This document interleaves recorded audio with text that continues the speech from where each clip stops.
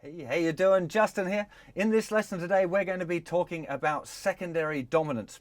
Now, these are something that you tend to understand more than play, to be honest, although I do want to give you the kind of the playing bit of this as well. So the things that you need to understand before we get started, first of all, is the idea of a functioning dominant chord, something we've covered earlier in the jazz course. So a functioning dominant is a 5 chord that's going to its 1 chord. So G7 going to C, or A7 going to D, or C7 going to F, right? You need to make sure that you know that. Of course, you need to know as well your diatonic series, which is the order of chords in a key. We're going to be doing it in the key of C to keep it simple. So we're looking at the chords C major, D minor, E minor, F major, G major, A minor, B, half diminished, and C major again. If you don't get that stuff and you can't rattle off your diatonic series right away, you need to go and do a little bit more kind of theory study. Of course, I'd recommend my own theory book, the Practical Music Theory thing, available on JustinGuitar.com for the very low price of, I can't remember how much it is, £10 I think, and you get a free steak knife. Just joking. Let's get into a secondary dominant. Now, secondary dominants are 5 chords that go to 1 chords when the 1 chords are diatonic to the key. Brain exploded yet? Let me put it into a bit of practice for you, and hopefully it'll make a bit more sense. So in the key of C, chord 1 is C major 7, and the 5 chord is G7, and that goes very nicely to C. G7 to C. It's in the key. G7 is the 5 chord in the key of C, and it's going to the 1 chord. Here, it works really nice. Now, the 2 chord in the key of C is D minor. I'm playing D minor 7, but it's D minor, D minor 7. And the 5 chord goes to a 1 chord, whether it's major or minor. So hopefully you can figure out for me what the 5 chord is in the key of D. So in the key of D major or D minor, doesn't really matter. The 5 chord would be A7, right? So A7 goes to D. Also goes to D minor. So what a secondary dominant is this A7 going to D minor. And we'd call this the 5 of 2. Normally it's written in Roman numerals, so it'll be V for 5, slash, and then 2 little I's, denoting that it's a D minor, or well, not a D minor, it's a 2 chord, a minor 2 chord. So the A7 is the secondary dominant. And this particular secondary dominant is very common when you get it in a 1-6-2-5-1 in a jazz sequence. You'd have C major 7, A7 to D minor to G7. It's the most common jazz, that sort of thing. It happens a lot. So that's where the A7 comes from, for those of you that are wondering, how come there's an A7 in that sequence? You know, because really in the key of C major, A minor, well, A should be minor, not 7, it should be minor. And you can play that. C, A minor, D minor, G7. It sounds fine, but A7, D minor. Very common. And now it also works for every other chord in the key. That was just talking about the 2 chord. So let's now look at the 3 chord. 3 chord in the key of C is E minor. So what would be the 5 chord that goes to an E? Do you know your theory well enough to do that? I'll give you a little trick as well here. If we're on the 5th string root for our 1 chord, if we just pop over to the 6th string, that gives us our root note on the same fret.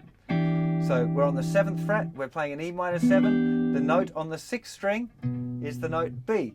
So we got B7 going to E minor. This is a very, very common kind of a pop one to have. C, B7 going to E minor.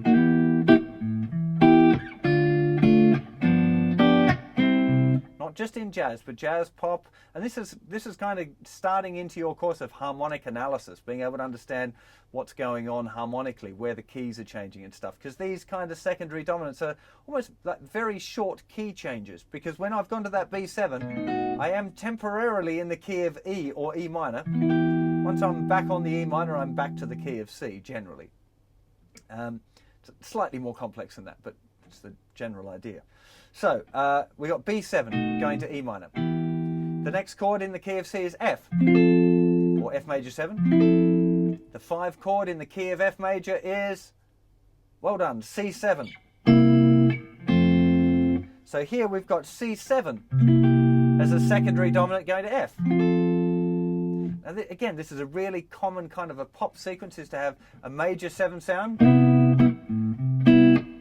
C7 going to F. Maybe going to F minor, but we're not covering that at the moment. But how common is that sound? It really works great. So having the 1 chord turning into a dominant 7th chord, and it becomes the 5 of 4. So it's a 1 chord now, C major. Then when we make it C7, we'd name it harmonically the 5 of 4. It's the 5 chord of the 4 chord. Right? Secondary dominance. It's the 5 of something else. Next chord diatonically is G major.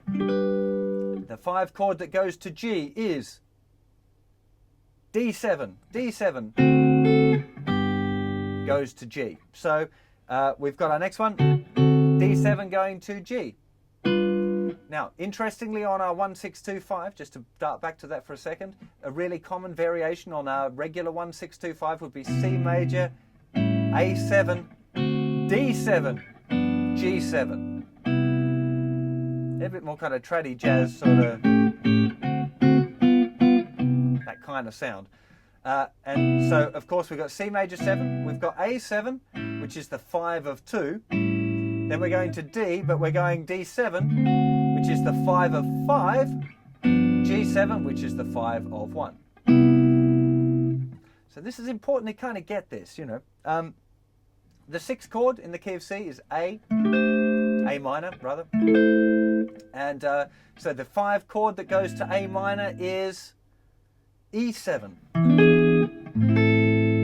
Now again, this is a really, really common one in pop and folk and all of that sort of stuff, to have C chord, E7, A minor. It's just such a nice little sequence. So that's really, really common in all pop and jazz stuff to have that. And that one, of course, is the 5 of 6. Yeah, the 5 chord that leads to the 6th chord. E7 going to A minor. And chord 7, B minor 7 flat 5 in the key of C. In theory, we'd have an F7 going to that, but it just doesn't sound right. So in theory, it exists. You can have a 5 of 7, but I'm not aware of any songs that use that at all. So that's a good indicator that it probably doesn't sound that good. And you just heard. Maybe if you want to get really outside, it kind of works for you, but mostly that's probably not a good plan. So that's our whole set of secondary dominants. Now what you really want to do is start looking for them and beginning your journey onto harmonic analysis. I know it sounds a bit like a root canal, doesn't it? Harmonic analysis, something that none of us probably like. Although I must say, the more you do it and the easier it gets, it becomes kind of more fun. A bit like you have to be a detective and try and work out where the keys are changing in the tune. But what I'd recommend that you do is try and pick a couple of easy standards, like say All of Me is a good one. All the Things You Are, Black Orpheus. I mean, it doesn't really matter if you just went through the real book and looked at a standard and try and figure out where those secondary dominants are, because you're going to see a whole lot of them. And that'll kind of introduce you into the idea of key changes as well, of modulations, because using that dominant chord to go to the new key is a very common way of key changing. Not the only way, but a very common way. So worth checking that out as well. So hope that didn't hurt your head too much. Again, remember that all of this stuff is written out on the website, so sometimes this theory things are a little easier to read it, I think, than even watching a video on it. But I think it's important that you hear the sounds of those, the way that the secondary dominants are working. So have fun with that, and I'll see you for another lesson very soon. Take care of yourselves. Bye-bye.